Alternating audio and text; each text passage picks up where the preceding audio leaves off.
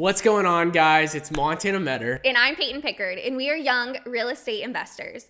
We got into real estate and our agents with Compass, and that's how we decided we were going to get into investing. Whether you're younger like us and just buying your first investment property or have invested in tons of properties before, investing in real estate is one of the smartest things you can do with your money. Investing in rental properties allows you to leverage other people's money for an investment that gives you 4 different wealth generators. There's cash flow, equity, appreciation, and even taxes.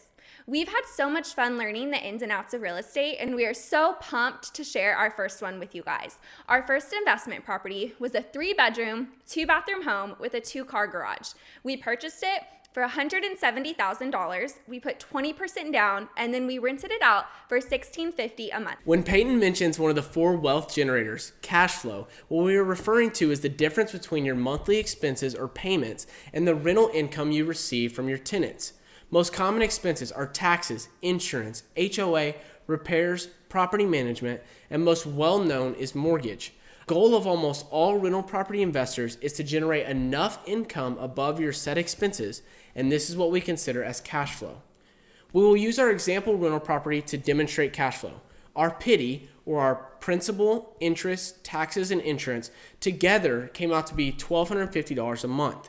We pay nothing to an HOA, and we manage the property ourselves, so you can write 0 in for both of those.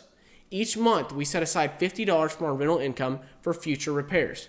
Repairs do happen, and we want to be prepared when something like this occurs.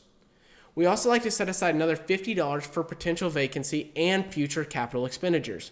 Setting aside money for these things are important, as you don't want to be dipping into your personal bank account for these expenses. To estimate the total equity we have in the home, we take the sales price of the home minus the down payment.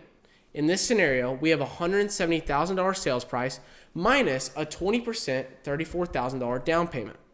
We then take that number of $136,000 and subtract our loan paydown. In this case, over 5 years, we have paid down roughly $26,000 on our loan. $136,000 minus $26,000 equals $110,000 of our loan still remaining. We then take the current value of $235,000 minus the amount still owed on the loan, which comes out to $125,000 worth of equity in the home. We have turned a down payment of only $34,000 into an investment worth $125,000 in just 5 years if we were to sell today. Each year we hold on to this investment, it has the potential to appreciate even more given the area it is in. But also, we have guaranteed cash flow of around $300 a month as long as we keep a renter. This is a long-term investment that does take time and energy. However, imagine if you started now and in 10 years own 10 rental units. And our third wealth generator is appreciation. Equity and appreciation go hand in hand. Appreciation is the idea that real estate tends to climb over time in value. Let's take a look at a chart that demonstrates how equity and appreciation work. If the real estate we bought began at $200,000, let's say 5 years ago, at a national average of 3.8% appreciation, it likely could be worth about $235,000 today. Let's also consider after 5 years, we still owe roughly $140,000 on our loan. The area in between the 2 nonlinear lines is my current equity in the home, $95,000. The fourth wealth generator is tax benefits. These can be huge and is one reason why a lot of people invest in real estate. Now, we won't dive too deep on this topic. However, when you do decide that real estate investing is for you, we always recommend that you consult with a CPA to obtain as many benefits as you can out of your properties. Now, let's compare investing in real estate to investing in the stock market. When investing in real estate, you're rarely ever going to lose money unless you have to sell. Contrary to a company's stock, the real estate market is not ever going to go to zero. Your rate of return is a lot higher in real estate. It just involves more time. You don't see banks signing up to loan you money to invest in the stock market, but they do in real estate.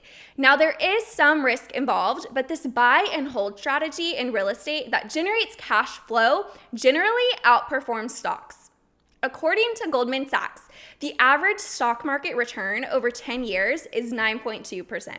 On the other hand, the national average for real estate appreciation is around 3.8%. Now this might seem like a lower return, but let me explain to you why it's not. Let's say, for example, I have $100,000 to invest. Option 1 is to put it in the stock market and realize a possible return of 9.2%. However, that number could be more and it could be less. I would realize a $9,200 gain from my $100,000 investment. Now, let's take that same $100,000 and invest it into real estate. Though real estate appreciation has a lower return, I'm able to leverage other people's money. I used my $100,000 to buy $500,000 worth of real estate. $500,000 times 3.8% is a $19,000 appreciation per year. This is factoring in just appreciation and not any of the other 3 wealth generators found when investing in real estate. Well, that's it, you guys. Are you ready to start investing in real estate? Remember, when you invest in real estate, you can leverage other people's money for an investment and in return generate cash flow, equity, appreciation, and even tax benefits.